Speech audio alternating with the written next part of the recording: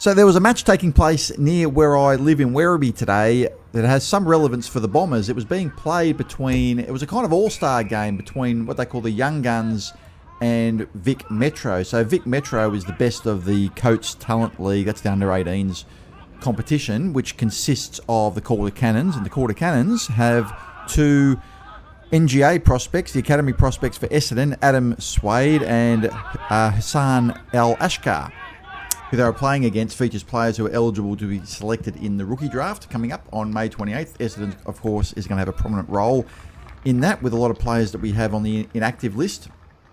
And a lot of the players in the Young Guns are VFL players or over-age players in the Coates Talent League. So I thought I'd go down and have a look, given that we've got two of the academy prospects for the Bombers, and see how they would go. I had some footage in a previous video of Adam Sweid, and Sweid played really well in the first quarter.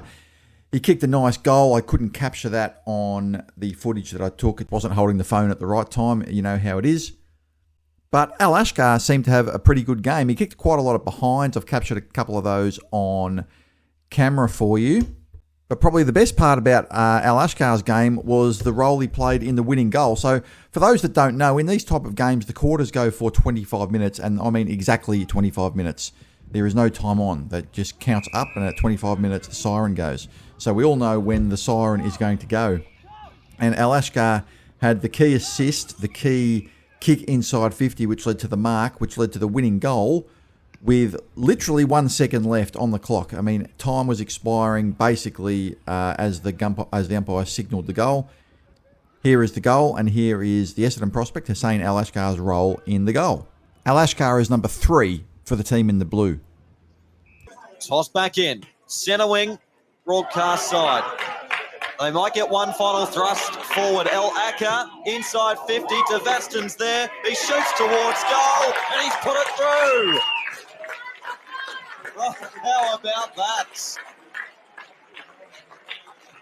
Devaston right on the wire. Just kicked the goal, and the siren sounds. Vic Metro come over the top to win by 2 points. So Alashshar had a bit of a strange game in that I reckon he had about 6 shots at goal, and he kicked 1 goal, and he kicked about 4 or 5 behinds, but who's counting? He was playing as a small forward.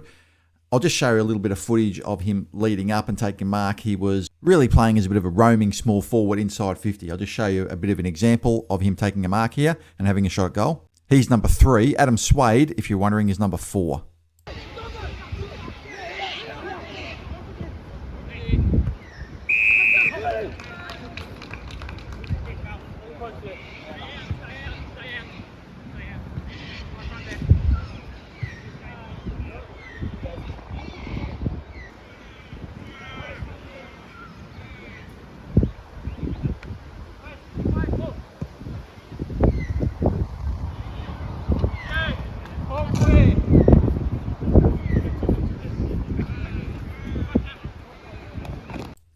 Adam Sweid, who's number 4, was playing in the midfield, and he was playing at all centre bounces. He pushed forward a little bit as well from what I could see.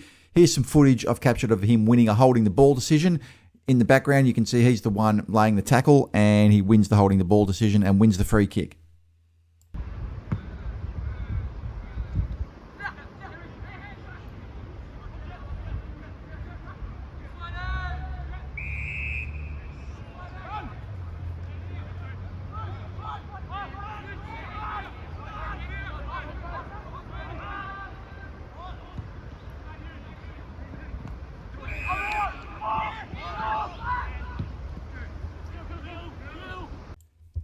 Here's some more footage of Suede, number 4, getting to the right position and reading the ruckman's tap. He does seem to know where the ball's going to be.